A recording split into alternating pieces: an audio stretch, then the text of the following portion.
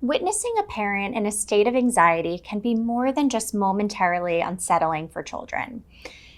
Kids look to their parents for information about how to interpret ambiguous situations. So if a parent seems consistently anxious and fearful, the child might determine that a variety of scenarios are unsafe. And there's evidence that children of anxious parents are more likely to exhibit anxiety themselves, which is a probable combination of genetic risk factors and learned behaviors. It can be pretty painful to think that despite your best intentions, you may find yourself transmitting your own stress to your child. But if you're dealing with anxiety and start to notice your child exhibiting anxious behaviors, the most important thing is not to get bogged down by guilt. There's no need to punish yourself. It feels really bad to have anxiety, and it's not easy to turn off, but the transmission of anxiety from parent to child is not inevitable. The second important thing to do is implement strategies to help ensure that you do not pass your anxiety onto your kids. That means managing your own stress as effectively as possible and helping your children manage theirs. If a child is prone to anxiety, it's helpful to know it sooner and to learn the strategies to help support them with it. So let's talk about how to manage stress with mindfulness. It can be very difficult to communicate a sense of calm to your child when you're struggling to cope with your own anxiety. When we're feeling anxious, we start worrying about what might happen in the future, all of those what ifs.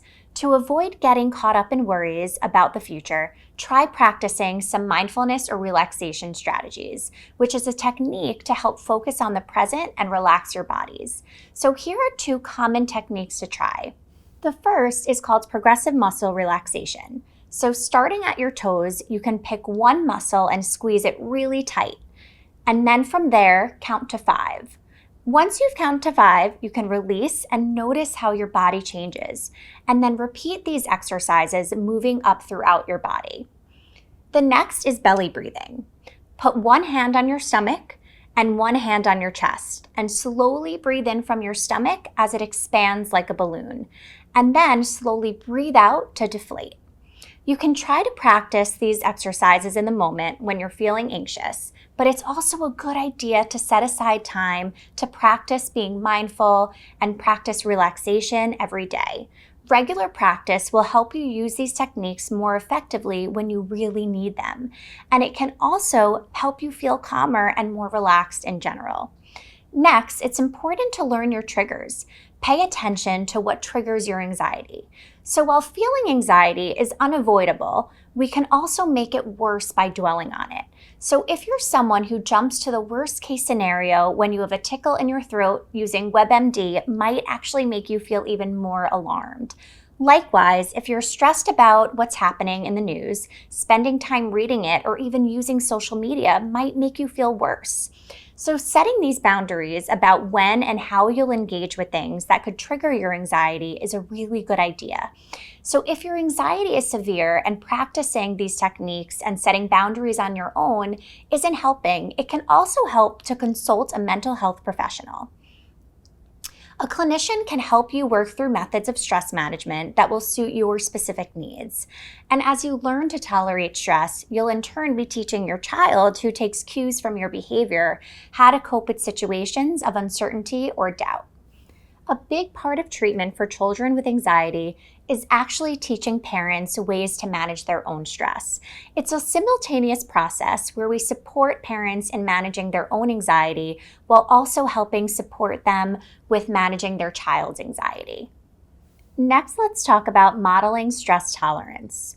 When you learn some strategies for managing stress that work for you, you can then impart them to your child when they're feeling anxious.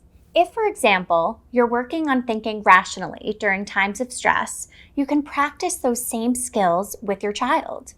You can say to your child, "I understand that you're feeling really scared, but what do you think the chances are that something scary is going to happen?"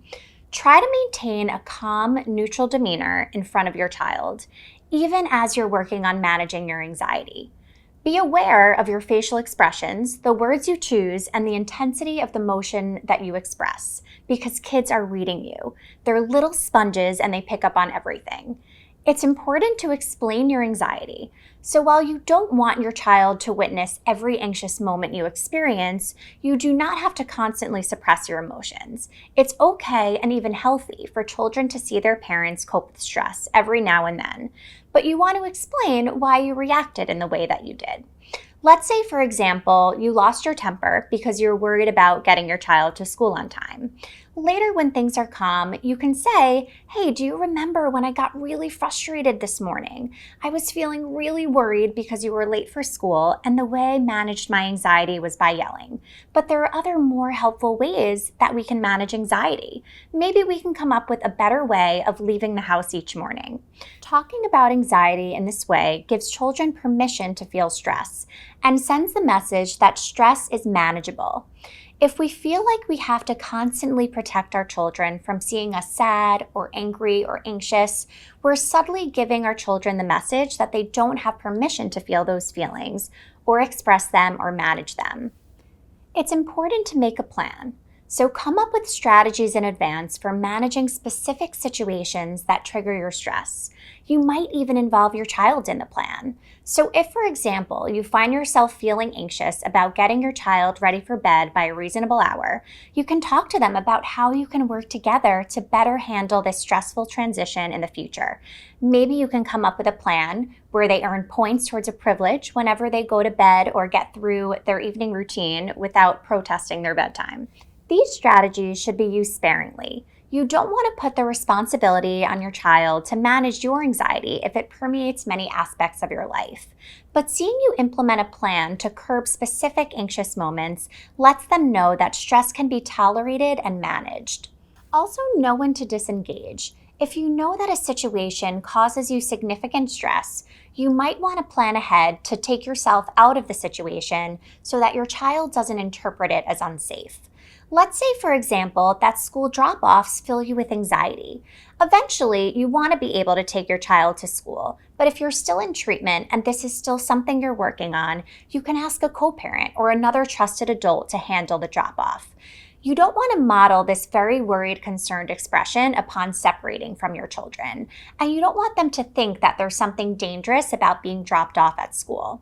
So in general, if you feel yourself becoming really overwhelmed with anxiety in the presence of your child, you can try to take a break. Lastly, find a support system. Trying to parent while struggling with your own mental health can be really challenging, but you don't have to do it alone. There's a lot of support online, on blogs, forums, and social media. And getting support from the people in your life is important too. Those people can be therapists, co-parents, friends, or anyone who will step in when you feel overwhelmed or even just to offer words of support. Thanks for joining me for this video. I'm Amanda Greenspan, a clinical social worker at the Child Mind Institute. To learn more about anxiety disorders, visit childmind.org/anxiety support.